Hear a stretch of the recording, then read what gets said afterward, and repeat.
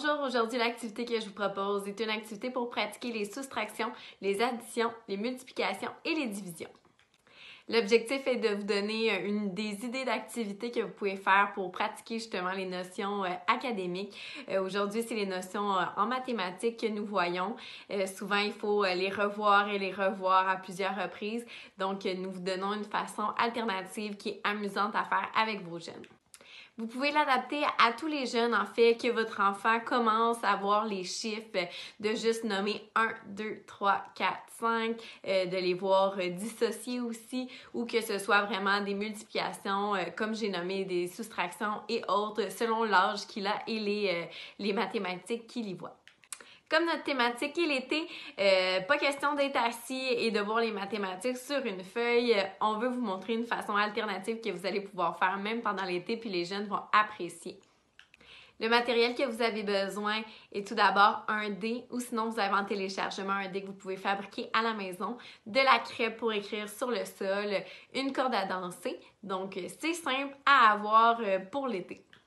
Premièrement, ce que vous allez devoir faire, c'est prendre un dé ou celui qu'on vous a donné et inscrire dessus les fractions, soustractions, chiffres ou autres que l'enfant est en train de voir pour les pratiquer.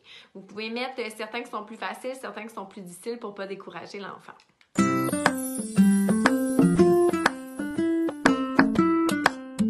Ensuite, le jeune lance le dé et doit résoudre la soustraction, par exemple, qui est de 5 moins 2 égale 3.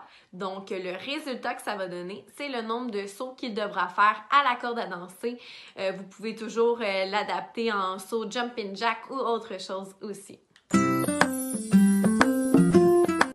Une autre idée que nous avons pour vous aujourd'hui pour bouger à l'extérieur tout en apprenant nos notions mathématiques. Donc, ce que nous avons pensé, c'est de faire une marelle.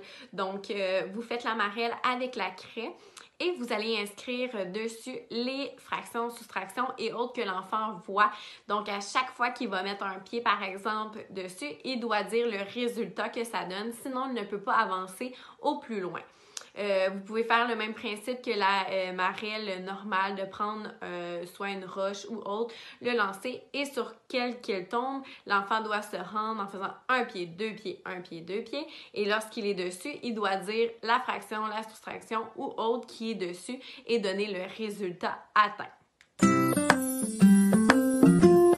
Ces petites activités qui sont simples à faire, mais qui pratiquent d'une façon différente les notions académiques, sont favorables pour votre enfant puisqu'il a du plaisir à faire ces notions. Et aussi, c'est favorable pour beaucoup d'enfants de bouger en même temps que d'apprendre. Ça l'aide beaucoup au niveau de la mémorisation. Je vous souhaite donc une très bonne activité. Amusez-vous bien et bougez tout en apprenant, c'est la meilleure chose. On se voit la semaine prochaine pour d'autres activités amusantes et stimulantes.